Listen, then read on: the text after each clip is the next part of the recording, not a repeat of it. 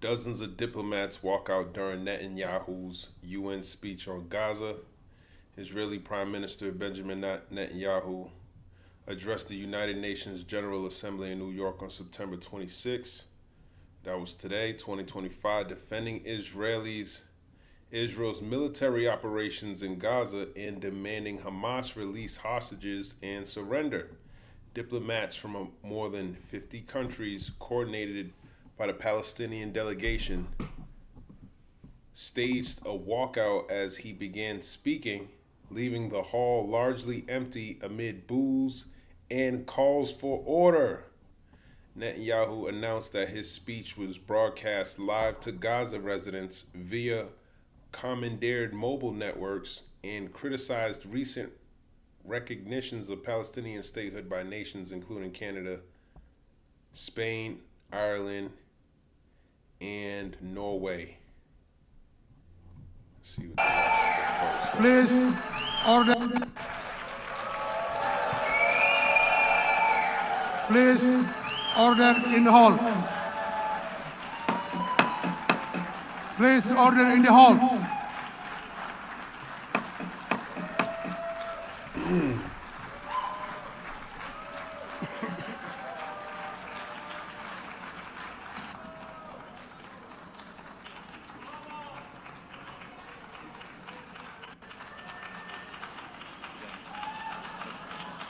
Please, order in the hall, and please be seated.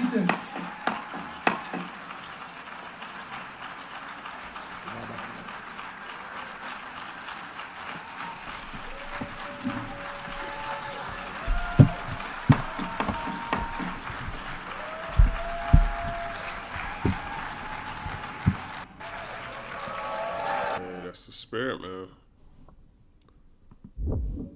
That's the spirit.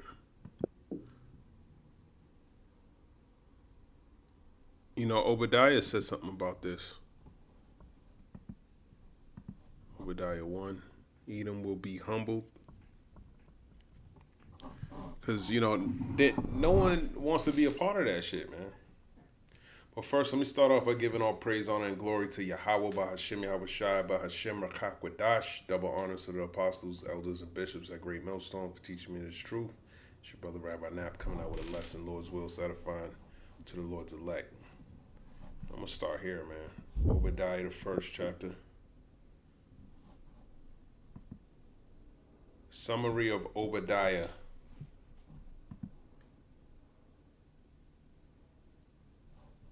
Or the book of Obadiah. Let's see what it comes out. It says the book of Obadiah is the shortest book in the Old Testament, only 21 verses, but it carries a strong prophetic message of judgment and hope. Here's a summary. Obadiah prophesies the downfall of Edom, Israel's brother nation descended from Esau because of their pride, violence, and betrayal against their kin, Jacob. It also promises deliverance and restoration for Zion and the ultimate triumph of the Lord's kingdom. Judgment on Edom, 1 through 9, verses 10 through 14. Edom's sin against Jacob. Verses 15 through 18, the day of the Lord. Verses 19 to 21, Israel's restoration in God's kingdom. Key takeaways: pride leads to downfall. Edom trusted in its high places and alliances, but God brought them low. Would you like to give me Obadiah verse 1, meaning? I'm going to read it. Obadiah verse 1. Obadiah. I don't know why it's spelled like that, but it says, the vision of Obadiah, thus saith the Lord God concerning Edom. We have heard a rumor from the Lord, and an ambassador is sent among the heathen. Arise ye, and let us rise up against her in battle. So, you know, that's these different nations coming in, pretty much that want to come up against Esau. Okay, and Amalek is an Edomite. The vision of Obadiah, this prophecy is a revelation given by God to Obadiah, not his own opinion.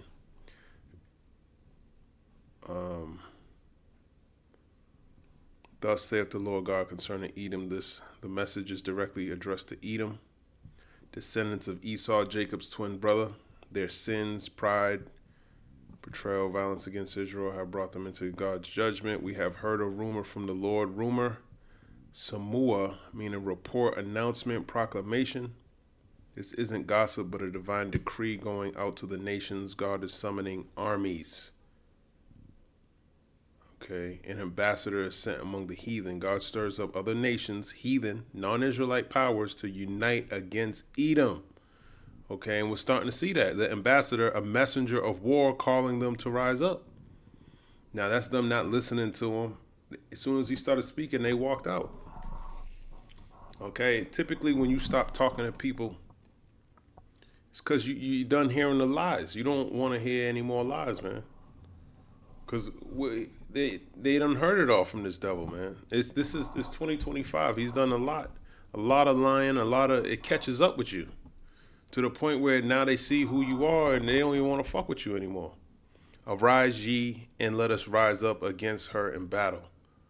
The nations are rallied to bring Edom down. The destruction is not random. God is orchestrating it because of Edom's pride and betrayal. And this is what we're seeing. Look at this. Urgent. The communist Gustavo Petro takes to the streets of New York to ask the U.S. soldiers to disobey, duck, and point their weapons at the tyrants and fascists, and also says he will create an army to defend Palestine. Petro must be expelled from the U.S. Who the hell is Petro? Who the hell is this dude? Gustavo Petro. U.S. to revoke Colombia President Petro's visa over reckless actions. Who the fuck is this guy? U.S. to revoke Colombia President Petro's visa over reckless. Of course. Who's going to let me read this, man? Is it BBC?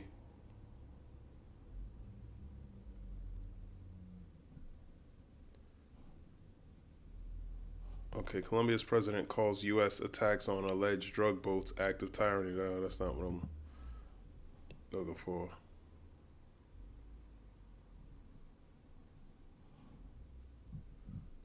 Gustavo Francisco Petro Urrego is a Colombian politician who has served as the 35th and current president of Colombia since 2022. Before that, he was an active member of the Marxist guerrilla M19 movement known as El IMI. So why is he in New York talking shit? That don't make any sense. Why would a president of a different country be here? Communist takes to the streets of New York. That looks like Gustavo Petro. Let me ask Grok.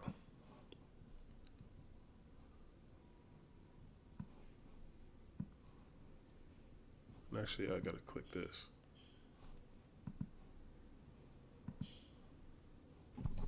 Why is the president... Actually, just reading it. It says, Colombia President Gustavo Petro, during a pro-Palestinian demonstration in New York City, called for the creation of an international military force to protect Gaza, describing the situation as a genocide supported by the United States. He specifically urged U.S. soldiers to disobey orders from President Donald Duck and prioritize humanity, announcing plans for a UN resolution to establish an army of salvation, starting with Palestinians' liberation. That's crazy, man.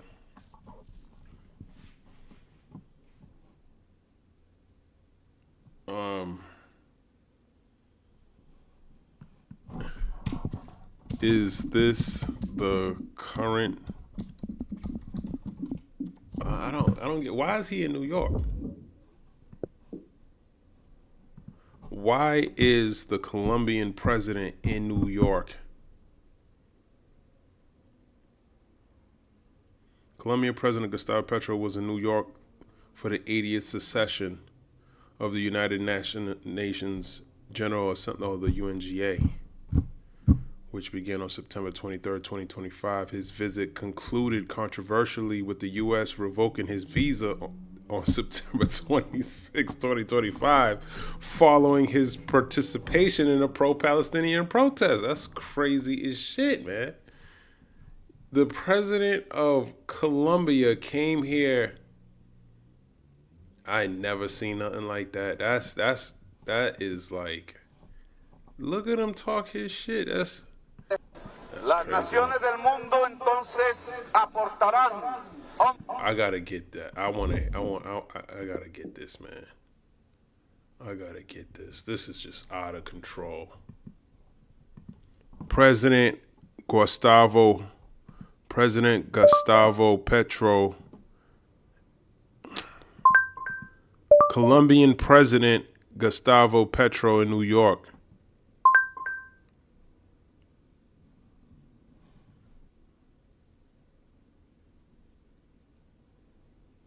Not the boat strikes. Where is he saying this?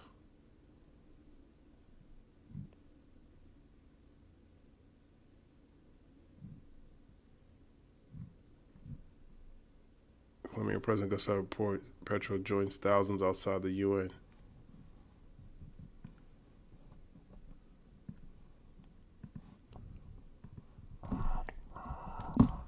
Why can't we get a translation of this, man?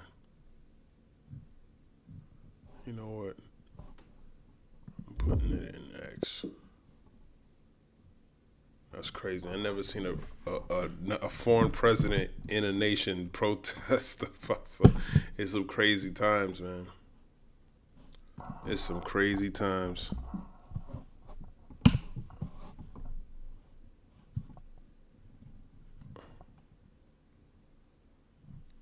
Can someone translate this? Of course I can't.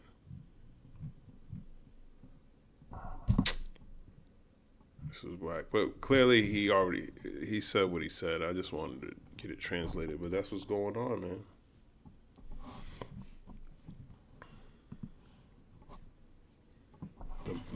An ambassador is sent among the heathen. It says God stirs up other nations, heathen, non-Israelite powers to unite against Edom. Now, Colombians are Israelites. You know, if they descend from go back to Jacob. Okay, on Edom's judgment, Jeremiah 49:14, I have heard a rumor from the Lord, and an ambassador is sent into the heathen. I'll make thee small among the heathen and despised among men. This is the same thing as Obadiah, in the book of Obadiah. Isaiah 34:5, on nations rising up for battle, Joel 3, Revelation 17:17, but God puts it into the hearts of kings to fulfill his will against Babylon. Okay, but that's mostly the EU nations. Okay, and they're already trying to put tariffs and things on, these are other heathen nations. I didn't see Europe walk out of there.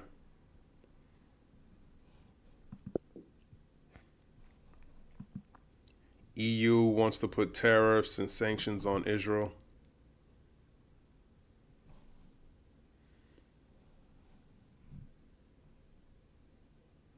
A week ago, nothing more recent news. EU unveils plan to hit Israel with tariffs, sanctions amid Gaza war outcry. So the whole world is not feeling this dude, man.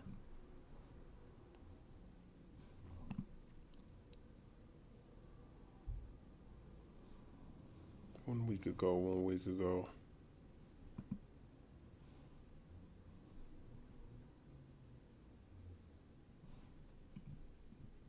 Come on, man. What's up with my...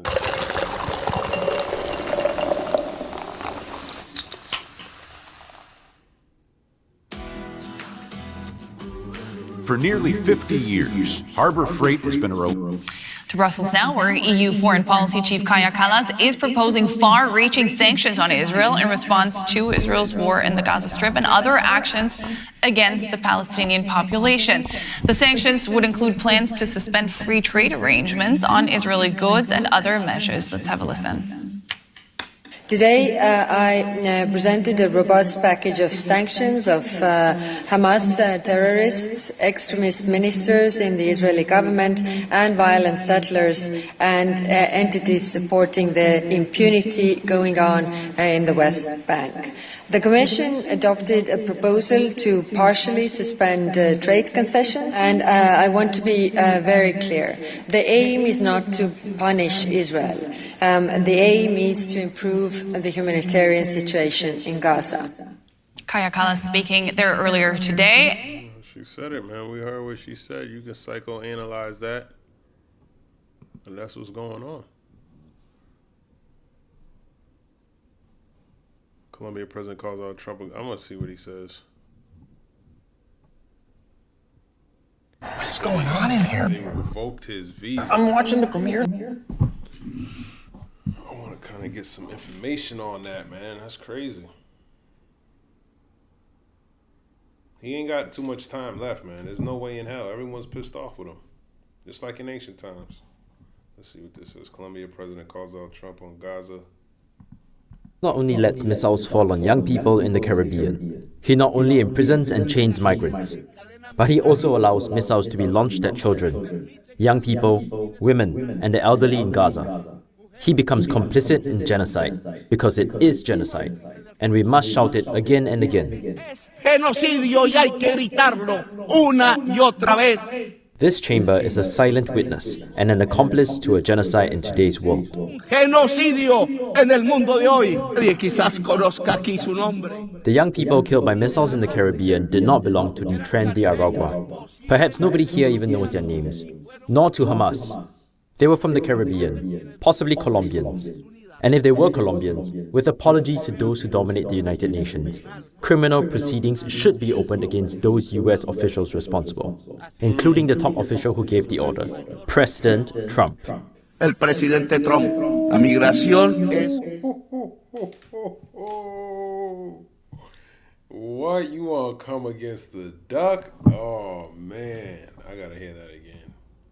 I know he didn't say that. Who gave the order? President Trump. Proceedings should be opened against those US officials responsible, including the top official who gave the order, President Trump. El presidente Trump. La migración es... Migration is an excuse for a rich...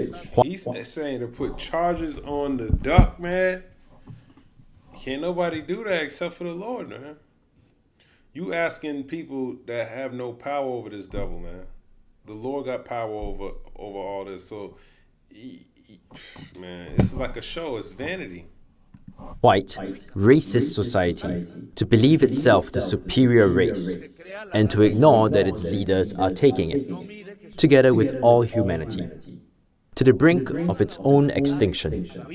De su propia extinción. Assembly.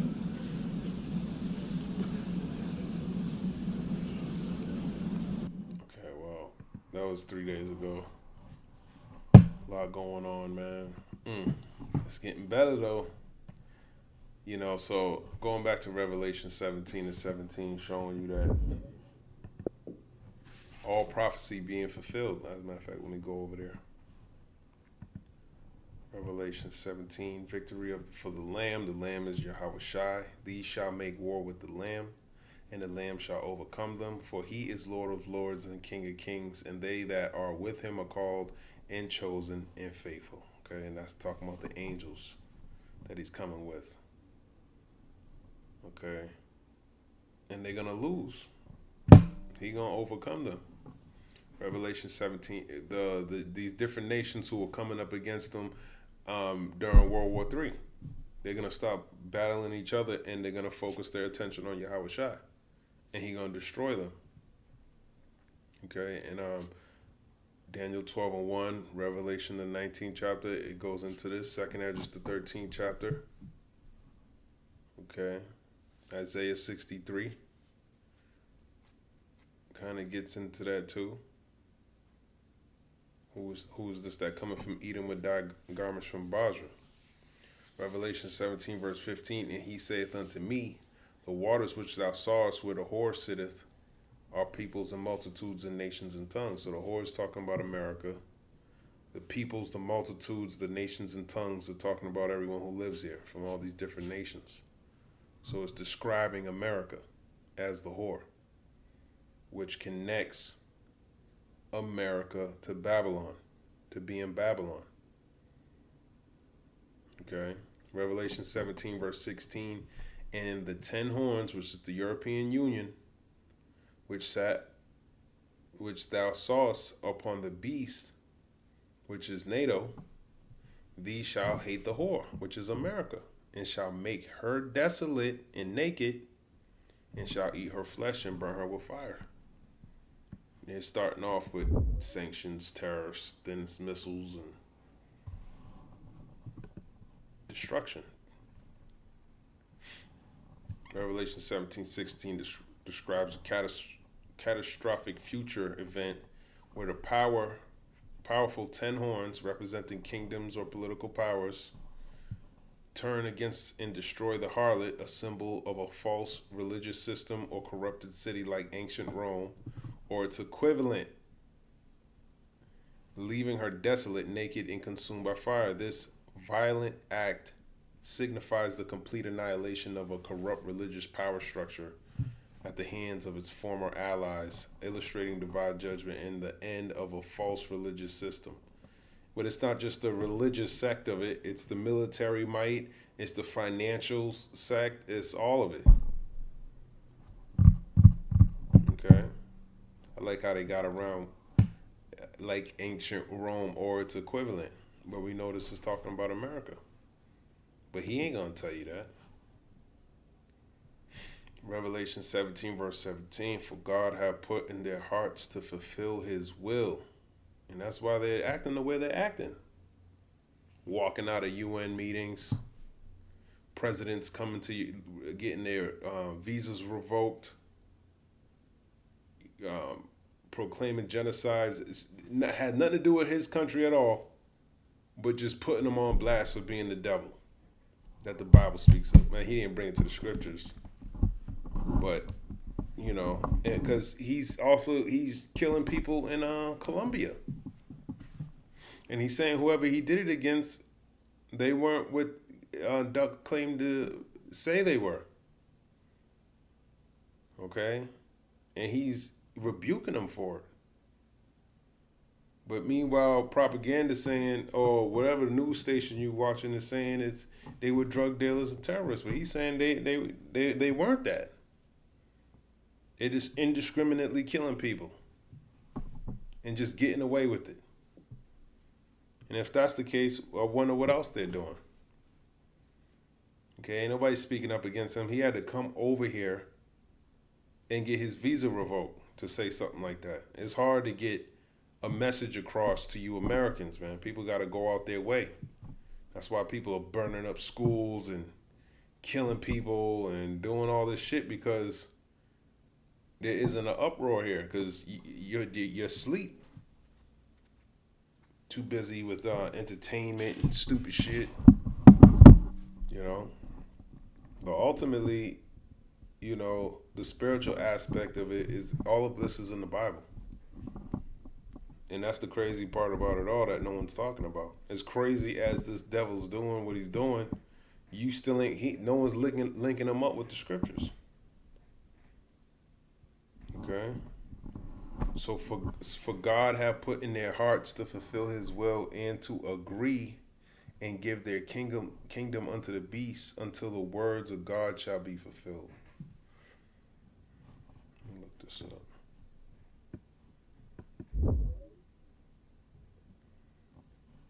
And the Bible states that God has put it into the hearts of certain kings to carry out his purpose by uniting and giving their power to the beast, a symbol of oppressive political power until God's prophecies are fulfilled. This verse emphasizes divine sovereignty, showing how God uses even rebellious kings and worldly powers to achieve his ultimate plan for judgment and the eventual triumph of his kingdom. Let me look at that real quick. So they're pretty much going to be working together until it's time for them not to be doing that. And this is what we're seeing. Well, this is what I'm saying. This is what the brothers talk about, man. This is what we've been waiting for. Give their kingdom unto the beast. Let me look at this word give.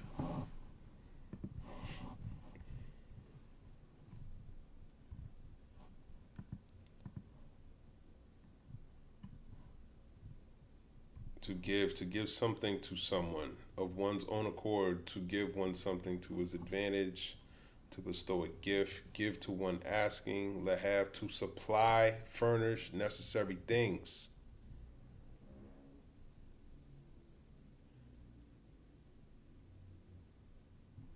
To give what is due or obligatory, to pay wages or reward, to furnish, endow.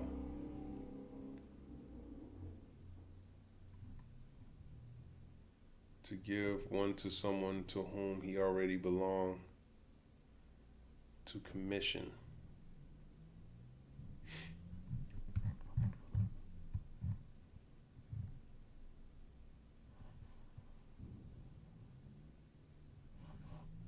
Whatever. So pretty much they're gonna be aligned till it's not time. Till it's time for fulfillment of the word. This alliance and the beast's reign are not random, but will continue only until God's predetermined words and prophecies are fulfilled. Okay? Like the least of the flock drawing them out, the MOTB being initiated. Okay, but something's going to cause them to turn on him, turn on the whore. Okay? And Israel seems like that's going to be the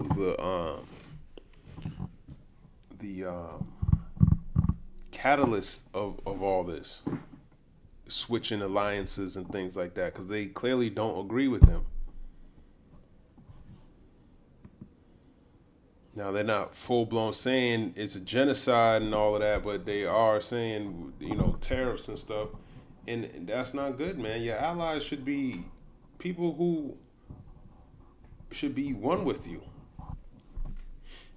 That just goes to show you when it comes to powers and kingdoms and how power works, it don't work like everyone's cool with each other, man.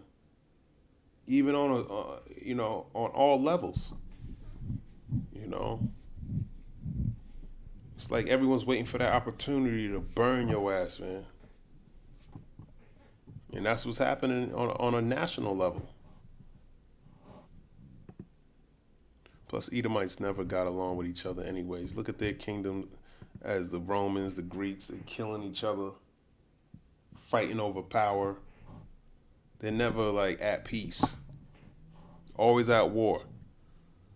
Revelation 17:18, and the woman which thou sawest is that great city which reigneth over the kings of the earth. And that's talking about America.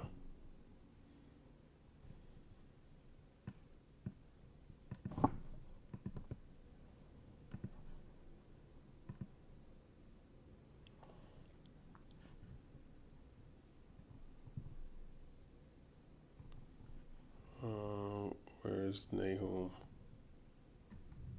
They call it a bloody city in Nahum, the 3rd chapter.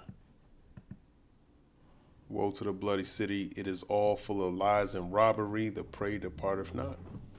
And that's talking about America. It's also the modern day Nineveh.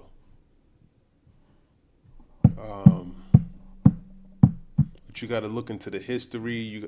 When you have the understanding, the same things are happening here.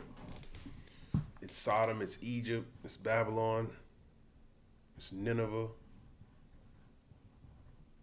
it's Edom, Rome. It's all of it.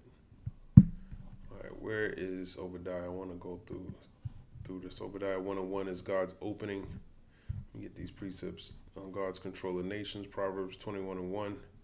The king's heart is in the hand of the Lord. He turneth it whithersoever he will. That's right. So these nations don't, the way they think, the reason why they think the way they think is because of the Lord. He's the one who's putting these ideas in their heads. Nah, we shouldn't be aligned with them. Nah, we should buy more Russian oil. Nah, we can't really trust them like that.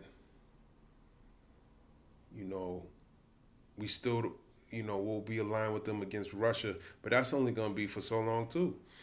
Because Revelations 17 and 17, they're gonna fulfill that will, man. Whether they like it or not. Obadiah 1:1 is God's opening announcement. Edom will be judged. God is summoning the surrounding nations like an army through his decree to rise up and destroy Edom. This shows that no power, even Edom's mountain strongholds, can withstand the word and will of God. Now, in this context, he's talking about America, Obadiah.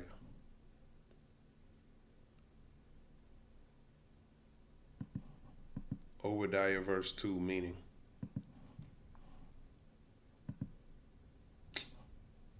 Okay. Behold, I have made thee small among the heathen, thou art greatly despised. This is the precept I wanted to grab, but I want to get into it. Behold, I have made thee small among the heathen. God declares Edom's humiliation. Though Edom once boasted in its strongholds, trade, and wisdom, God has reduced them to insignificance. That's what small means. Small, Hebrew, Quatan, insignificant, least, diminishing. So they're insignificant. I don't even want to hear you. I'm just going to walk out mid-conversation. I don't even want to hear words come out of your mouth. This shows God controls the rise and fall of nations. Thou art greatly despised. Nations who once allied with Edom will reject and despise them. Their pride leads to scorn and isolation. The word despise, Hebrew, bazar, to be scorned, treated as worthless. Okay? And that's why they walked out like that.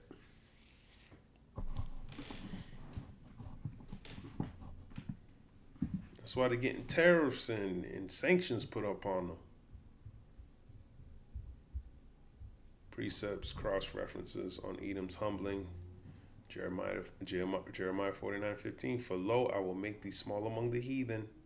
Small meaning insignificant. Heathen meaning non-Israelite nations. And despised among men. And everybody's hating this devil, man. Even the Lord is revealing him. Malachi 1 and 2-4, God contrasts his love for Jacob with his hatred for Esau, Edom, making their land desolate. That's right, showing you that he's wicked. On pride and destruction, Proverbs 16:18, pride goeth before destruction, and a haughty spirit before fall. That's right. You get in your pride, and you get destroyed.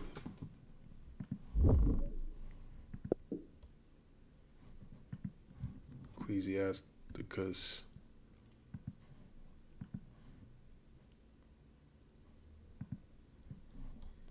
10. Ecclesiasticus 10 verse 12. The beginning of pride is when one departed from God and his heart is turned away from his maker. So he don't think there's any consequences for his actions. He think he got mighty Babylon backing him up, and who can make war with the beast. That's pretty much what Amalek's thinking. And that's why these other nations don't just quickly just bomb this nigga, because of Babylon America. This is the big brother that allows all this wickedness to happen. And he clearly has them in his pocket. Okay, who can make war with the beast?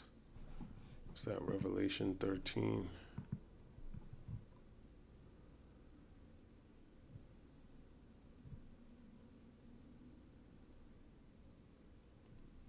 Revelation 13 verse 4.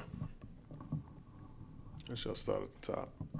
And I stood upon the sand of the sea and saw a beast rise up out of the sea, having 7 heads and 10 horns, and upon his horns 10 crowns, and upon his heads the name of blasphemy. I'm curious to see how they break that down. I'll look at my notes real quick, because let's see what I got.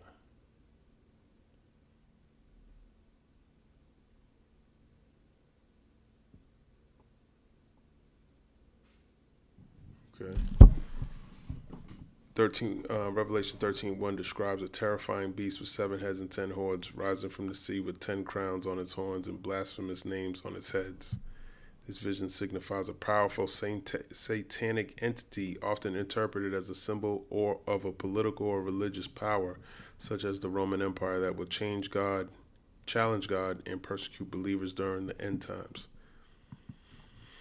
The 7 heads, these are then often interpreted as representing different rulers or kingdoms, with the 7-headed beast having blasphemous names on each head. 10 horns, these are thought to symbolize 10 kings or nations that would be contemporary to the beast, and 10 crowns, the crowns on the horns signify royalty and authority. Blasphemous names, the names on the heads are offensive to God, reflecting the nature of the power or entity the beast represents. I gotta go back into the blasphemous names. I don't got anything on in my notes about the blasphemous names. But as for the sea, it represents the people that Esau has dominion over. Like it says in Revelation 17 and 15, over the tongues, the nations, and all that. Showing you that's talking about America. The 7 heads represents NATO, Rome, Greece, France, Spain, Germain Minor, Germain Major,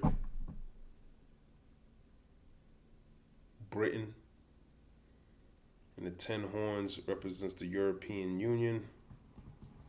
I got Belgium, Luxembourg, Denmark, Netherlands, UK, Ireland, Portugal, Spain, France, West Germany, Finland, Sweden. But there's more now. Okay, so that's probably I forgot what they call it now, but there's more. They have more alliances than they did before. And of course, they're not going to break it down like that. You gotta go to the you gotta go to GMS to get that information. Revelation 13 verse 2, and the beast which I saw was like unto a leopard, and his feet were as the feet of a bear, and his mouth as the mouth of a lion, and the dragon gave him his power and his seat and great authority. Okay, so that's going into a lot right there, because the leopard represents the Greek. Okay.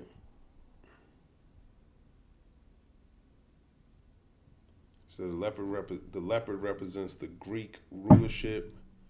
Daniel 7 and 6 and Daniel 7 and 19. Let me just grab that real quick.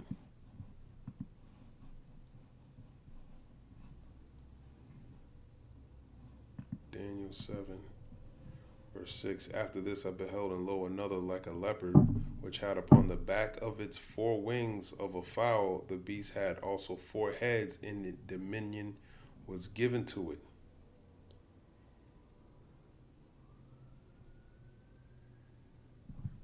Okay, and it's describing the Greek Empire. Daniel 7 verse 16.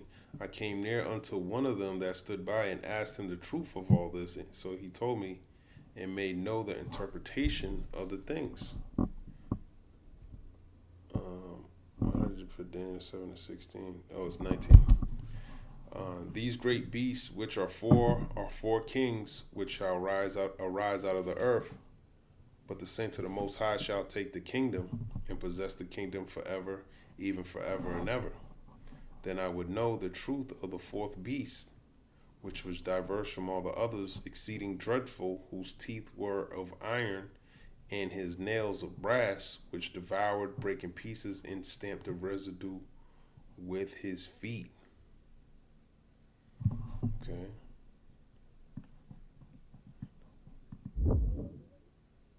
Showing you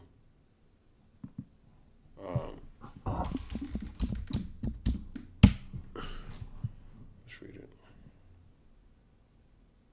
Daniel 7:19 describes Daniel's struggle to understand the vision of the fearsome 4th beast and its little horn, which represents a future powerful world-ruling entity, likely the Antichrist. It's talking about America, man. or emerging from the fourth beast, a little horn. A little horn's talking about America.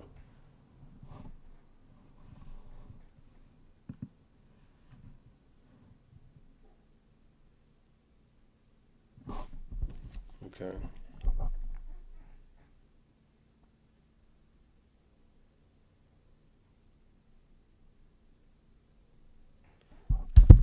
Where am I?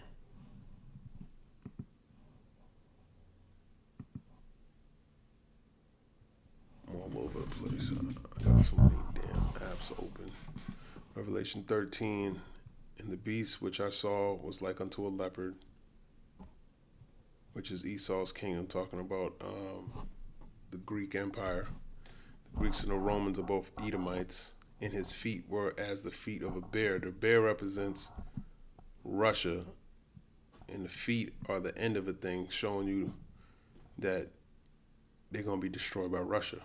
And his mouth as the mouth of a lion. Okay, the mouth of a lion, the power of a lion lies in its mouth. It also represents Great Britain, who showcases themselves as being a monarchy, but they don't conduct political affairs of the country. I said that's why they have a prime minister. The royal family is a facade. You know, because it's ran by the elites. You know, but they act like they're not ruling. But it's ultimately Amalek. But everything's fake. Like, he got it set up in a way where you think you see the powers with your own eyes, but he's controlling them. You know. And the dragon gave him his power. Let me grab that. Dragon represents ancient Rome, which has been revitalized as the American, EU, and NATO, Western society. And his seat and great authority. So it represents pretty much Esau's power structure. Okay, this system gives him that power, but ultimately it's really the Lord. But through is his power structure that he set up. And I saw one of his heads, as it were, wounded to death, and his deadly wound was healed, and all the world wondered after the beast. Talking about the revitalized Roman Empire, America.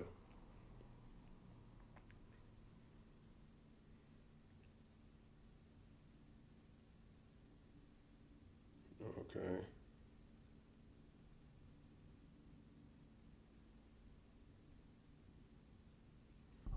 Renaissance period, I should say. That's the deadly wound being healed with Christopher Columbus and all of that. 1492. You know, that's when he started to conquer, starting with the Northern Kingdom.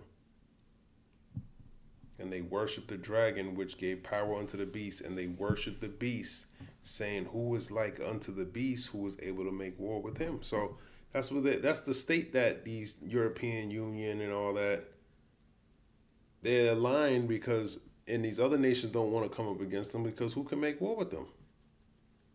You know, they got new missiles and stuff like that, but even though they're coming out with new missiles and all that, they still ain't making war with the beast. Okay, because they understand that something's up, man. They don't know everything that Babylon got. Babylon's about to get prepared to fight the Lord, so they got some shit up their sleeve. And who knows what's going on in these other countries, how he's using it. He's already being accused for weather manipulation and shit like that, man. Come on. That's some crazy warfare. Yeah, but who can make war with the beast, man? Ultimately, the Lord. That's who's coming to make war with the beast. Where is my chat? There we go. Isaiah 2:11, the lofty will be humbled in the day of the Lord. Right, that's because every eye shall see him. On nations becoming nothing before God, Isaiah 40:17. All nations before him are as nothing, and they are counted to him as less than nothing in vanity. And you're going to see that. He's going to manifest that to you, that you're less than nothing, when he turns your ass to powder. Okay, according to Second Esdras. Beaten to powder, KJV. Yeah, Second Esdras 16, verse 11. The Lord shall threaten, and who shall not be utterly beaten to powder at his presence? He going to show you you're nothing, man. You're going to be less than nothing.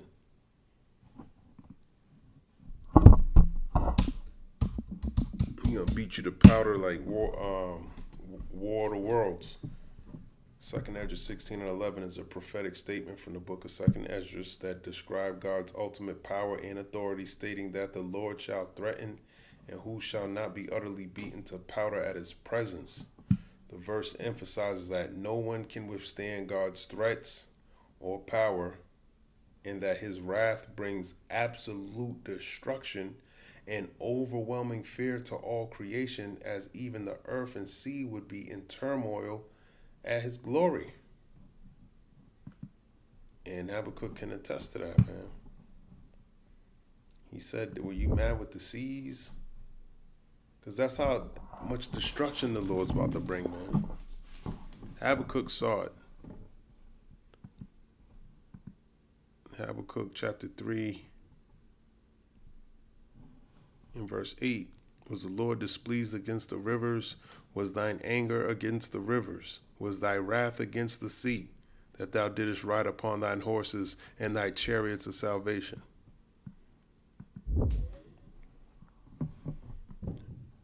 Habakkuk 3 verse 8.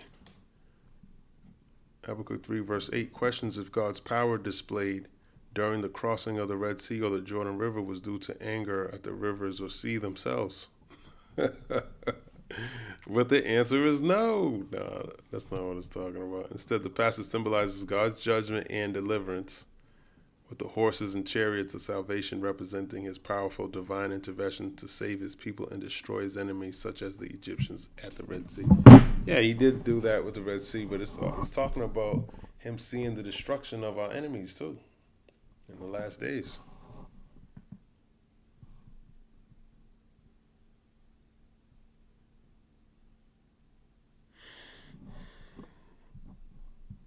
It's funny. I never heard that linked up with the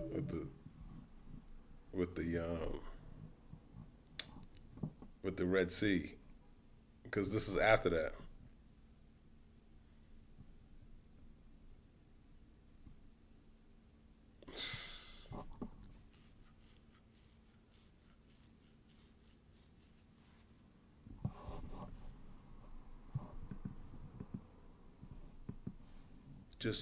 It represents total destruction. Obadiah 1 verse 2 shows God stripping Edom of its glory and influence. Once arrogant and self-secure, Edom is brought low, mocked, and rejected by other nations. This is the beginning of their downfall, which will be detailed in the verses that follow.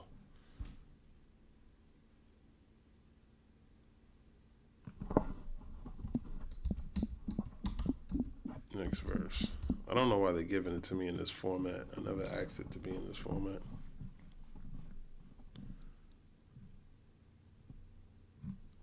Okay, next verse, Obadiah, verse 3.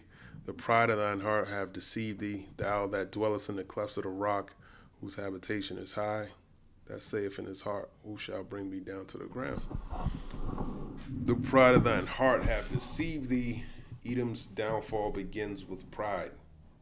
They trusted in their strength, wisdom, and location rather than in God. That's pride, according to Ecclesiasticus 10, verse 12. Pride is when you begin to depart from the Lord. And Amalek he's fully departed from the Lord, man. He's a fugitive and a vagabond. Yes, he's the biggest fugitive and vagabond. That's why he's gonna be hiding in the clefts of the rocks. He's gonna be up in the space, up in these mountains. And he gonna say, let them rocks fall upon us. That's how much he's far away from the Lord. Pride in Hebrew is zadon, arrogance, presumption, insolence. Look this up. What's insolence? What is insolence? Insolence, rude and disrespectful behavior. Arrogance, the quality of having an exaggerated sense of one's own importance or abilities. Yeah, that describes his pride, man. This is Esau to the max. Presumption, an idea that is taken to be true and often used as the basis for other ideas, although it is not known for certain. Behavior perceived as arrogant, disrespectful, transgressing the limits of what is permitted or appropriate. Audacity. Yeah, you got the audacity to say you're the children of God. That these covenants belong to you when you're the most wicked. Their arrogance blinded them to their vulnerability. Okay. Job 12:16 tells you that the deceived and the deceiver are his. And just like I said in Proverbs 21:1, the Lord is controlling the minds of these rulers, whithersoever he goeth. So he has no control over the affairs that he's getting himself involved in. Thou that dwellest in the clefts of the rock, whose habitation is high. Cavemen dwell in clefts of the rock. Edom's capital, Petra/Seir, was built in the mountains with dwellings carved into cliffs, seemingly unassailable. Let's look at unassailable. Unable to be attacked, questioned, or defeated. They felt secure, thinking no army could breach their fortress. That saith in his heart, who shall bring me down to the ground? Yeah, so they cave dwellers. Okay? Let's look at Petra.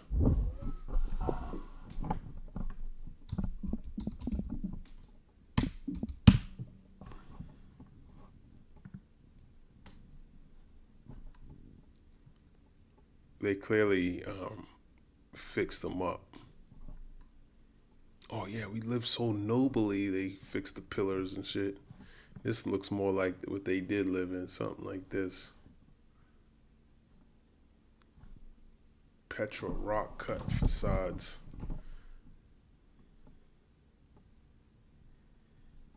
Fucking Fred Flintstone. Esau's fucking Fred Flintstone, man.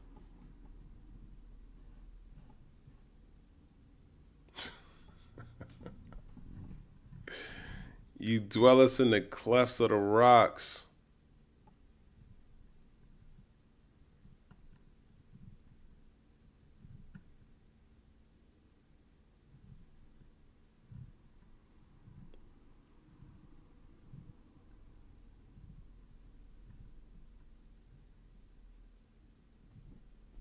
Crazy.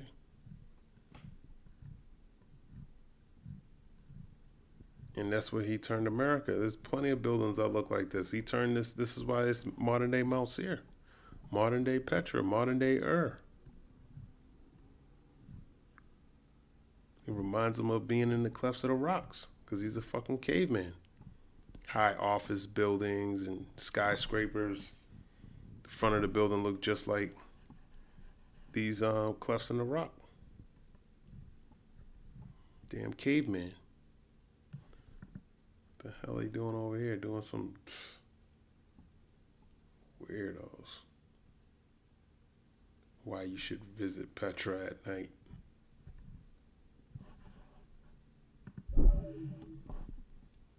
They felt secure, thinking no army could breach their fortress.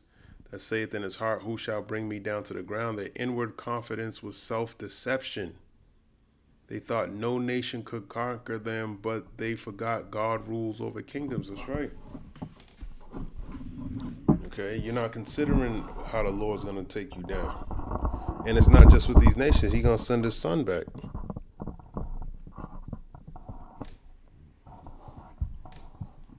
On pride deceiving, Jeremiah 49 verse 16, thy terribleness have deceived thee in the pride of thine heart. Though thou shouldest make thy nest as high as the eagle, I will bring thee down. So the Lord said he is going to bring this devil down. Proverbs 26 verse 12, seest thou a man wise in his own conceit? There is more hope of a fool than of him. Wise in your own conceit. Let's see what conceit means. Your own lies. Conceit, excessive pride in oneself. A fanciful expression in writing or speech, an elaborate metaphor. Self-admiration, self-love, narcissism, vanity. Fucking narcs, man. That's the spirit of an Edomite, being a narc. You so consumed, you think the world revolves around you. Jake's like that too. 2/3 of Jake, y'all are just like that too. You know, any form of power, you abuse it. You abuse it because you're not really. That's not a position that belongs to you. You put Jake in any form, even in sports, he can be the captain of the team. He think you're supposed to be making the team better. Nope. Nah, I want all the shine. You know, like it's not wrong getting all the shine, but Dan, can you play ball correctly? You know. But that's how Esau is. Now he's in a high role, high position, but he don't know how to rule. You know, he don't know how to rule in righteousness. He shouldn't be in that position because wickedness is gonna is gonna destroy the people. You know, what's that? Ecclesiasticus 10. It says an unwise judge destroyeth his people, something like that. Let me grab that. An unwise judge destroyeth his people. Ecclesiasticus 10 verse 3. An unwise king destroyeth his people, but through the prudence of them which are in authority, the city shall be inhabited. Okay, an unwise king destroyeth his people. So why would you want an unwise king? To destroy you? No, you want a wise king so you could be so you can, flourish. And that's why Yahushua is the best person to rule, because he has the wisdom that's going to allow for a kingdom to be everlasting. Okay, that's a very wise person to be in the position, the Son of the Most High. He taught him everything. Why wouldn't he be let him be in his proper place and everyone else be in their proper place, and it's going to run smoothly the way it's designed to run. On false security and strongholds, Amos 9:2, though they dig into hell, thence shall my hand take them. Though they climb up to heaven, thence will I bring them down.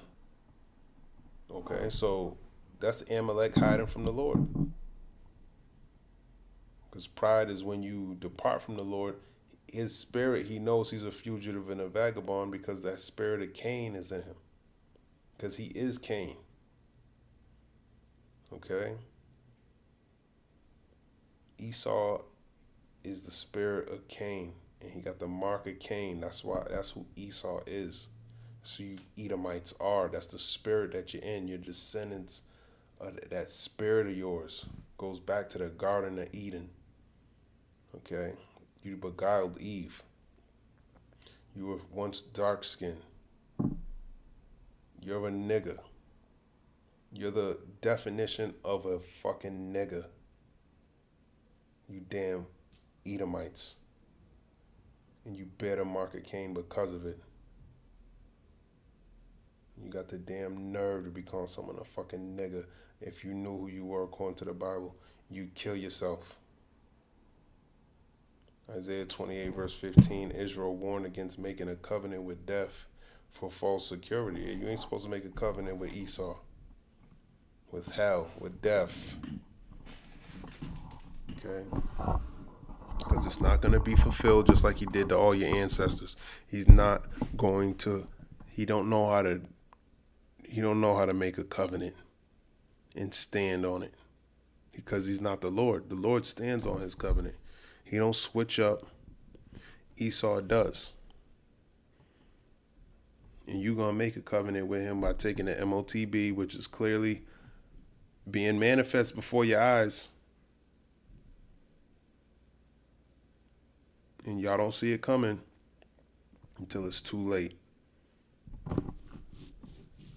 On God humbling the proud, Daniel 4 verse 37, Nebuchadnezzar, those that walk in pride, he is able to abase. Yeah, the king of Babylon understood that.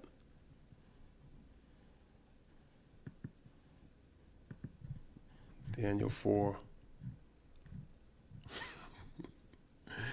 He even tells you, he says, now, Daniel 4 and 37, now I, Nebuchadnezzar, praise and extol and honor the King of heaven, all whose works are truth and his ways judgment, and those that walk in pride, he is able to abase. So he's a perfect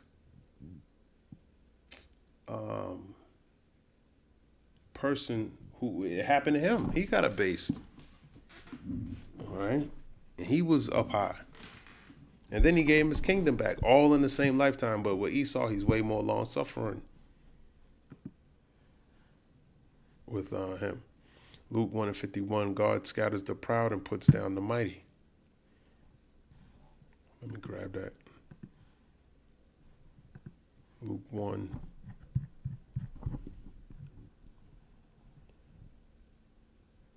And 50. The Magnificat? What the hell is this? Magnificat.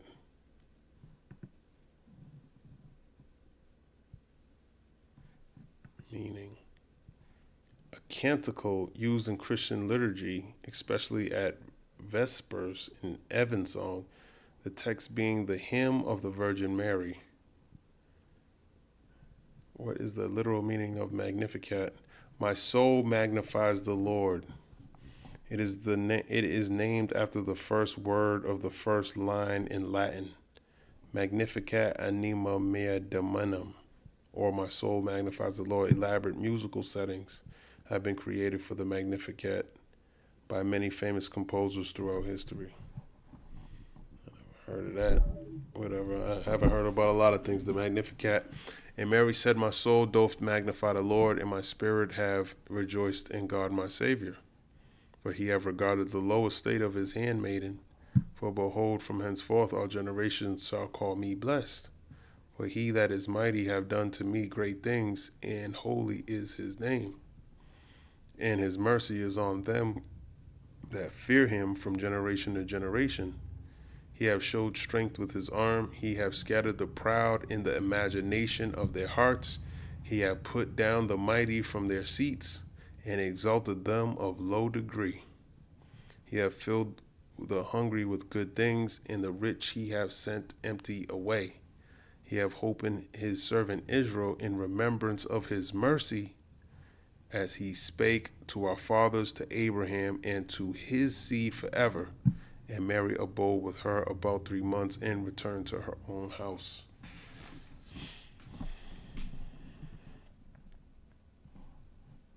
So he can abase you. Even Mary knows that.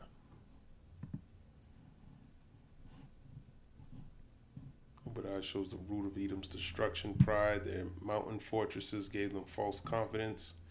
Put pride away always blinds people to reality. God reminds them no matter how high they lift themselves, he has the power to bring them down. That's right.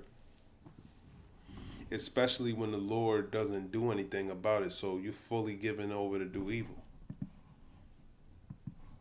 He's allowed this devil to get away with all types of just mad shit.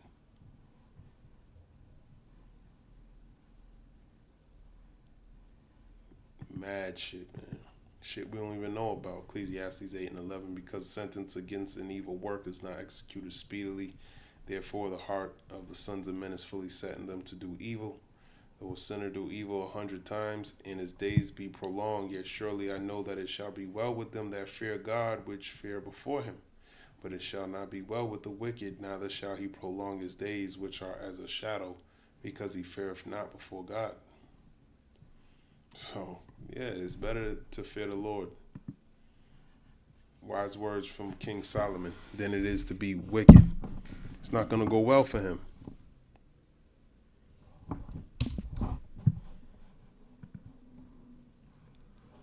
Obadiah verse 4, though thou exalt thyself as the eagle, and though thou set thy nest among the stars, thence will I bring thee down, saith the Lord. So the eagle is the American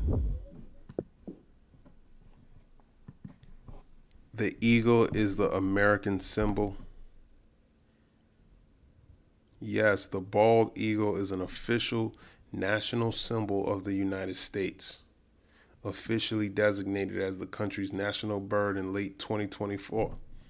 After centuries of appearing on the Great Seal and other government symbols, chosen for its strength and freedom, the bald eagle has been featured on the Great Seal since 1782 and is a prominent image on U.S. currency, military insignia, and presidential documents. Though thou exalt thyself as the eagle, and though thou set thy nest among the stars, thence will I bring thee down, saith the Lord. The eagle is a symbol of strength, swiftness, and high elevation. It's a symbol of America. Edom's pride made them think that they were soaring above danger, untouchable like an eagle. And that's why they use that. Hebrew, Nasa, to lift up, exalt, carry, high. I thought Nasa means deceiver. And though thou set thy nest among the stars, their cities in the clefts, Petra in the mountains of Seir, seem like a fortress close to the heavens. A poetic way of saying they thought they were unreachable beyond human attack. Hebrew, kin, nest, dwelling place. And now, them setting their nest above the stars is those damn satellites. Okay? They're on high. They can see from up high, way up there. You got GPS systems. They can scan down low. They can see all the way deep into outer space. That's like an eagle. Okay? Thence will I bring thee down, saith the Lord. No matter how high they climb, God had the power to humble and destroy them. And they're going to climb up there when it's time, because destruction's coming. Human pride and false security can never resist God's decree. Okay? And his decree, according to Revelation, the 17th chapter, is to be destroyed.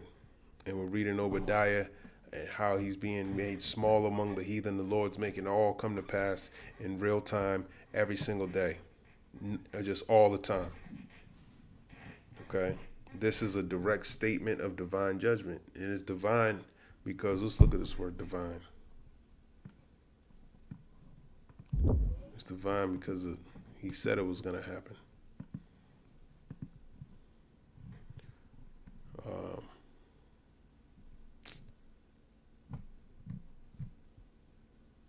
What's that precept?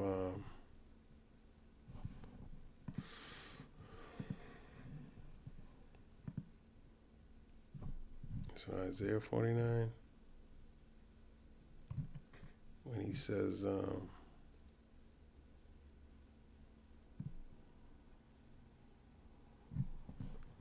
can't find it. Declaring the end from the beginning.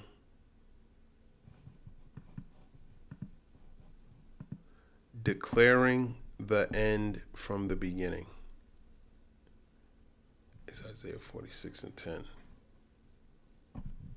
Salak. Isaiah 46 and 10. I don't know why I can't remember this precept. Isaiah 46 and 10. I'll start at 9. Remember the former things are old, for I am God, and there is none else. I am God, and there is none like me. Declaring the end from the beginning, and from ancient times the things that are not yet done, saying my counsel shall stand, and I will do all my pleasure. That's divine. Okay, I want to look up the word divine. When you say something before it happens, of form or like God or a God, excellent, delightful, angelic, seraphic, beatific, godly, godlike, divine, providence or God. Providence is like when you see ahead. Let me see. Providence meaning the protective care of God or of nature as a spiritual power. God or nature as providing protective or spiritual care, timely preparation for future eventualities. Forethought, foresight, prudence, judgment, far-sightedness. Okay, there go some synonyms. Divine judgment. Parallel prophecy against Edom on God humbling the proud. Isaiah 14 verse 13. Lucifer sought to ascend above the stars of God, but God said, yet thou shalt be brought down to hell. Okay, Lucifer simply means light bearer or illuminated one, and it's talking about the elites, the Illuminati. Okay, they're the light bearers of this time. Their wisdom is that dark, wicked wisdom is what they operate in, and it's working for them now, but it's not in the end, because Job 18:5 says, yea, the light of the wicked shall be put out, and the spark of his fire shall not shine. So they don't, it's really Yahushua. He's the real light. He's the real Lucifer, if you could receive it, which means light bearer. Okay, this is a false light. This is a dark light. Okay. This is not the true light. It's not Yahushua. And that's why he's going to be put out. Job chapter 10 and 20. Are not my days few? Cease then, and let me alone, that I may take comfort a little. That's not it. Job 10 verse 21. Before I go whence, I shall not return, even to the land of darkness and the shadow of death. A land of darkness as darkness itself, and of the shadow of death, without any order, and where the light is as darkness. And that's the light that he operates in, and that's the light that's going to get put out. That darkness, the light of darkness. Okay, light which represents wisdom on the left hand side. Job 20 verse 6. Though his excellency mount up to heavens, and his head reach unto the clouds, yet he shall perish forever like his own dung. Okay, your excellency represents his technology, his power structure, you know, his Western philosophies, all of this shit that makes him his glory. Okay, his knowledge, his wisdom. Okay, it's all gonna be destroyed. And he's going to be destroyed. On the eagle symbol, Deuteronomy 32:11, God describes Israel with eagle imagery showing protection versus pride. Lamentations 4 verse 19, Edom's pursuers were swifter than the eagles of the heaven.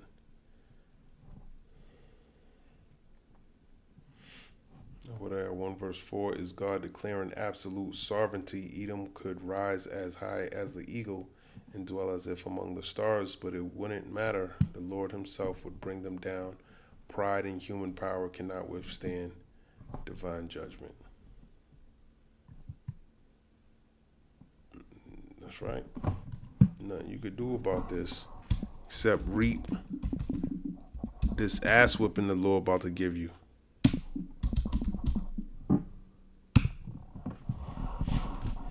There's 21 verses in here. I don't think I'm going to do all of them. I'm just going to grab a couple of them. If thieves came to thee, if robbers by night, how art thou cut off? Would they not have stolen till they had enough? If the grape gatherers came to thee, would they not leave some grapes? If thieves came to thee, if robbers by night. God compares Edom's coming destruction to a robbery. Normally a thief or robber only takes what he needs. How art thou cut off? A sudden exclamation showing the severity of Edom's downfall. Their destruction will be shocking, far worse than a normal robbery. Would they not have stolen till they had enough? Thieves usually take part of what you own, not everything. But Edom's enemies, stirred up by God, will strip them completely bare. If the grape gatherers came to thee, would they not leave some grapes? In the law of Israel, even grape harvesters left gleanings for the poor. Leviticus 19 and 10. Oh, man, it's super poetic, man. It's beautiful. Leviticus 19 and 10, the sun-dry laws. I'll start at 9. And when ye reap the harvest of your land, thou shalt not wholly reap the corners of thy field, neither shalt thou gather the gleanings of thy harvest. You know, let's look at this word gleanings. It's pretty much the leftover grapes, but I just want to look at the word. Things, especially facts that are gathered or collected from various sources rather than acquired as a whole. The meaning of gleanings is things acquired by gleaning. How to use gleanings in a sentence. Gleanings in the Bible. To glean is to gather the leftover grain, grapes, or other produce from a field after the main harvest, specifically for the poor, widows, and foreigners. Yeah, it's a way of, it's like a welfare system the Lord set up. So the poor could eat, you know. But Esau, he likes to throw away, that's wicked, to throw away edible food. There's so much food that this devil, as a matter of fact, look that up. How much food does America throw away that could be eaten? In the United States, estimates vary, but the USDA and other organizations suggest that 30 to 40% of the food supply is never eaten. This amounts to billions of pounds of food wasted each year, with some sources estimating it at roughly 92 billion pounds or more. A significant portion of this waste originates in homes and consumer-facing businesses, highlighting a large volume of perfectly edible food ending up in landfills. You know, there's huge videos of them just throwing away good produce and just, you know, he don't have a system where other people can benefit from that waste. You know? There's people that are starving and they have nothing to eat. Even when you go to a Dunkin' Donuts, for example, those donuts ain't supposed to last until the next day, but they throw them away. They don't give that out to people who are poor. If you don't have anything to eat, that should be distributed to the poor. Nope, throw it all in the trash. And then what, the fucking rats and shit get to eat it? You damn dumbass. He's an idiot. Leviticus 19:10, and thou shalt not glean thy vineyard, meaning take the grapes after the main harvest, neither shalt thou gather every grape of thy vineyard. Thou shalt leave them for the poor and stranger. I am the Lord your God. So that's why you're going to get robbed like that, man. But Edom's land would be left with nothing, no survivors, no wealth, no refuge. Precepts on total destruction, Jeremiah 49:9, it says the same thing. Amos 1:11, judgment declared against Edom for pursuing his brother with violence. Yeah, he's always had this perpetual hatred. You know, but the things he's doing with Ishmael, that's just the Lord doing that. All these heathen nations have some form of fashion has come up against Israel sometime in the past, and they're paying for it now. Now, in this time, yeah, you have no understanding of the past, but that's how the Lord operates. But see, the Lord gave us this wisdom to understand why he's doing the things that he's doing, so we don't get consumed with what the world is, how the world is reacting to it. We got to stand on what the Lord gave us so we don't get sucked into this stuff. But you see Jake marching down the street with Ishmael, Uncle Ishmael. Like that's going to get your ass killed. On thieves and robbers as judgment, John 10:10, the thief cometh not but for to steal and to kill and to destroy, showing the complete ruin. Well, that's showing Esau. That's what he comes to do. That's all he can do. Steal, kill, and destroy. On leaving grapes, read that. Obadiah verse 5 emphasizes that Edom's fall will be far worse than a typical loss. Thieves and grape gatherers leave something behind, but Edom will be completely stripped and cut off, showing how thorough God's judgment will be. I'll do one more. Why not? We'll end it on this one. As a matter of fact, let me see where.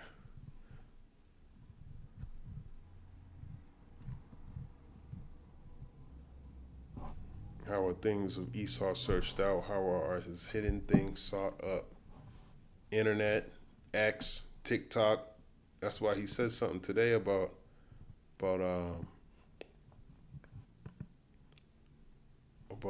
TikTok. He said something. Somebody's in areas. Christian influencers. Okay. He said that. He talked about the woke right. And he said, I call it the woke right. That's a brilliant observation. The woke right, because these people being challenged systematically. A lot of this is done with money. Money of NGOs, vast. Money of governments, vast. Okay? We have to fight back. How do we fight back? Our influencers. I think you should also talk to them if you have a chance. To that community. They're very, very important. And secondly, we're going to have to use the tools of battle. You know, the weapons change over time. You can't fight today with swords. That doesn't work very well. Okay? And you can't fight with cavalry. That doesn't work very well. And you have these new things, you know, like drones, things like that. I won't get into that. But we have to fight with the weapons that apply to the battlefields in which we engage. And the most important ones are the social media. And the most important purchase that is going on right now is glasses. TikTok, number one. And I hope it goes through because it can be consequential. And the other one, what's the other one that's most important? X. Exactly. Very good. And, you know, so we have to talk to Elon. He's not an enemy. He's a friend. We should talk to him. Now, if we can get those two things, we get a lot. And I can go on other things, but that's not the point. Yeah, so he wants to get TikTok and X. He said how he searched out. He wants to stop it. Let's see what chat says. How are the things of Esau searched out? Esau here, Edom, his descendants, their secret wealth, resources, and defenses would all be uncovered and exposed. Hebrew Hapas, to search diligently, to dig, to explore. How are his hidden things sought up? Even treasures in hiding places Edom thought no one could reach would be plundered. Hebrew Mesopon, hidden treasures, concealed stores. This shows total exposure. Nothing can be concealed from God or from the nation he stirs up against them. And ultimately, it's talking about his wicked lies, man. His propaganda, his deceiving the nations to making them think that he's something other than a damn Edomite. He searched up the Bibles, the prophets, the whistleblowers, the internet, X, TikTok, and other YouTube platforms and things like that.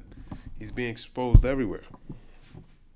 Ultimately, it's the Lord lifting his skirt, according to Isaiah 47. Job 20 and 27, the heavens shall reveal his iniquity. Talking about the internet. And the earth shall rise up against him. And the earth is rising up against him. That's why he got a low birth rate.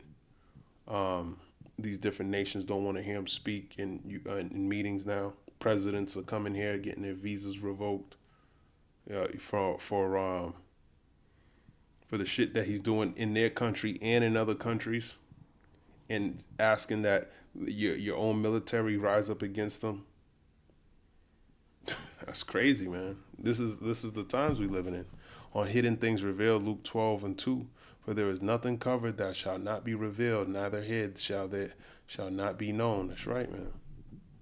Everything's gonna be revealed. Okay. His false religion, his false doctrine. How much he lied about the Bible, all these different breakdowns, you can clearly see he don't know the Bible at all. The wicked actually, they say righteousness, but they're the oppressor. They want everyone to love the oppressor. Get the fuck out of here, man. Fucking hypocrites. 1 Corinthians 4 verse 5. God will bring to light the hidden things of darkness, and that's all it is darkness. That's their light. That's what they trust in. Well, it says, woe unto thee that call evil good and good evil, that put darkness for light and sweet for bitter. Let me grab that. Isaiah 5. Well, in verse 20, woe to them that call evil good and good evil, that put darkness for light and light for darkness, that put bitter for sweet and sweet for bitter. That's what they're doing with the scriptures too. Putting darkness for light and light for darkness. And who's doing that? Esau, Edom. On false security and riches, Ezekiel 28 and 3, their wisdom and wealth corrupted them, but God brought them down. That's right. All men of thy confederacy have brought thee even to the border. The men that were at peace with thee have deceived thee and prevailed against thee. They that eat thy bread have laid a wound under thee. There is none understanding in him. That's right. They that eat thy bread. Okay. Right now he's giving that bread to Argentina. Argentina, or was it? I think it was Argentina. You know, but they ain't gonna, in the end, ain't no one gonna be with him, man. They're gonna switch up on him. All the men of that confederacy. Matter of fact. I'm curious to see. I might as well finish that. All the men of that confederacy have brought thee even to the border. Edom's allies, nations they trusted in, would betray them. Instead of helping, these allies would push Edom out of their land up to the very border, abandoning them. Confederacy, Hebrew, Berit, covenant, alliance, treaty. All that shit's gonna be broken, man. Japan, you know, you got treaties with all these different nations. They ain't fucking with you, man. The men that were at peace with thee have deceived thee and prevailed against thee. Nations they thought were friends would turn on them.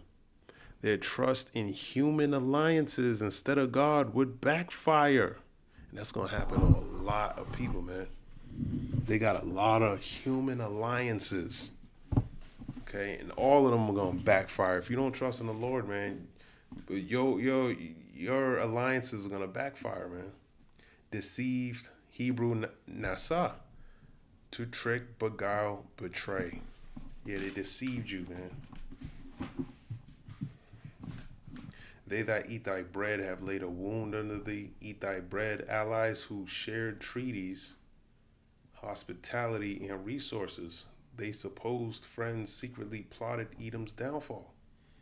Wound, Hebrew, mazor, trap, snare, ambush. There was none understanding in him. Edom thought they were wise, famous for their wise men of Teman, but their wisdom failed. They did not discern that their allies would betray them. Pride, man. They don't see it, man. That discernment is very important. You got to know when somebody's there to deceive you, there to rob you, there to do. You got to have discernment when you deal with people, man. You got to have discernment. You got to be able to read their spirit. Okay. Not everybody is your friend, Esau. And you lack wisdom. The fool has said in his heart that there is no God. You're so wise, right? But your own people are going to rise up against you. On betrayal by allies. Jeremiah 38 verse 22. Thy lovers shall deceive thee and shall prevail against thee. And Israel learned that the hard way, man. Look at us, how low we are. These nations got nuclear capability. Who's coming to save us? Nobody. Lamentations 1 verse 2. Jerusalem, among all her lovers, she have none to comfort her. All her friends have dealt treacherously with her. You know, you read about King Solomon and Tyre had all, you know, he gave King Hiram some land he didn't even like. Ain't nobody. They got a brotherly covenant. He ain't fuck with all of that. He ain't give a fuck about none of that. These heathen nations, man, they're fucking nothing. On trusting alliances, Isaiah 31:1. Woe to them that go down to Egypt for help, but they look not unto the Holy One of Israel. I brought that up today on the highways and hedges. Because y'all trust in Egypt. Majority of y'all, and it's not even just the military might of America and all that. You trust in your own alliances. Okay? And you pretty much put things before the Lord. Ezekiel 28:7, God brings strangers against Tyre despite their alliances. Yeah, these strangers are these foreign nations, these fanners, these other nations that got nuclear capability that are going to shoot fire on this place. On false friends, Psalm 41:9, my own familiar friend in whom I trusted, which did eat of my bread, have lifted up his heel against me. And that's talking about Judas Judas Iscariot. Okay, you got a Judas. There's definitely a Judas around Esau, man. And it's these other alliances you got. That's why he goes hard with Amalek, because that's pretty much his only real alliance. But even he's gonna get you into some shit. Where he's more proud than you, fucking pinky in the brain. We gonna take over the world? Yeah, you're gonna get you both destroyed. Job 19:19. All my inward friends abhorred me, and they whom I loved are turned against me. That's right. You're going to be feeling like Job, going through his afflictions.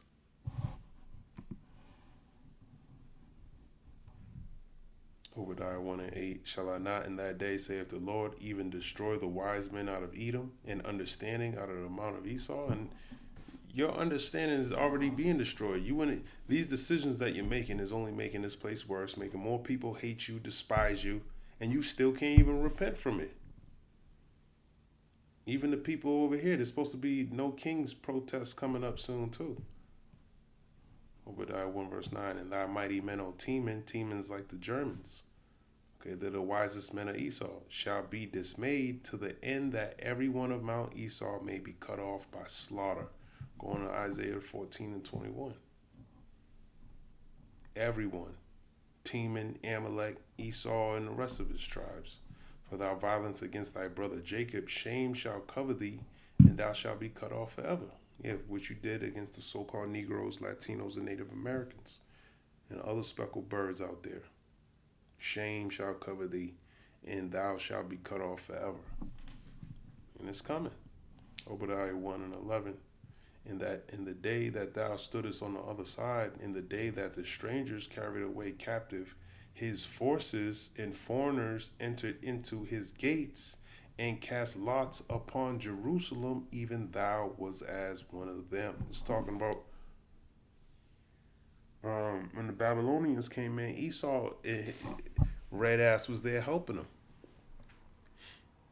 another heathen nation come up against his own brother. Fucking wicked, man. That's like you call the police on your brother. Someone calls the police on your brother, and then you help the police find where your brother at. Yo, he's over here. Go check over here. Go over here. And that's supposed to be your blood, man. Going back to that perpetual hatred. It's never changed. Obadiah 1:12. But thou shouldest not have looked on the day of thy brother in the day that he became a stranger. Neither shouldest thou have rejoiced over the children of Judah in the day of their destruction. Neither shouldest thou have spoken proudly in the day of distress. Yeah, you shouldn't have did none of that shit when we fell. You didn't even have to do anything. We were already getting judged. You could have just not even did anything. But nope, you had to be the fucking wicked. You have to be that. You have to play that role. You have to fulfill prophecy. You have to be that damn demon that's going to be cut off forever. That's why you did it. You're programmed to be destroyed. Obadiah 1:13. Thou shouldest not have entered into the gate of my people in the day of their calamity. Yea, thou shouldest not have looked on their affliction in the day of their calamity, nor have laid hands on their substance in the day of their calamity. Damn, you put your hands on some of our shit? Just like you did in 70 AD? Just like you coming to do in 2020, in this time? You're not supposed to touch the Lord's jewels, but here it is. Esau's going to try to do that. Obadiah 1:14. Neither shouldest thou have stood in the crossway to cut off those of his that did escape. Neither shouldest thou have delivered up those of his that did remain in the day of distress. You in the crossway, man. Waiting. Oh shit, we got an Israelite. Here he is, the fucking Babylonians. Here we go, right over here, to cut off those of his that did escape. Yeah, you got away from the Babylonians, and then you ran into some fucking telling ass Edomites. Oh no, he's over here, right here. And you wonder why you're gonna be destroyed. Always rejoicing in our fall. Psalms 137:7. Remember, O Lord, the children of Edom in the day of Jerusalem, who said, raise it, even to the foundation thereof. Yeah, destroy Jerusalem, man. They were egging Babylonia. Burn all that shit up, man. Fuck their homes, fuck their kids, their children, fuck the temple. Burn it all up. That's what you were saying. That's why King David's saying, remember, O Lord, the children of Edom, O daughter of Babylon, who art to be destroyed. Happy shall he be that rewarded thee as thou hast served us. Right. O daughter of Babylon. Talking about you Edomites. Jacob's brother. An experience of the captivity. Happy shall he be that taketh and dashes thy little ones against the stones. You think he was saying that? That's he hates your ass, man. That line shows you how fucked up you Edomites truly are, man. Who would wish that on somebody? Someone that despises you. It has to just utterly despise you because this is you're fucking wicked. You can imagine the shit, no mind the shit you did during slavery, even in the ancient times. Who knows what type of shit you were doing? You're a fucking Edomite. You were driven forth from amongst men. Okay? And that ancient hatred is coming back, and you're starting to be despised and being insignificant again. And all we can do is just thank the Lord for that, man, that they're finally seeing who the wicked is in this time. You know? I'm ending right here. Lord's will, this was edifying.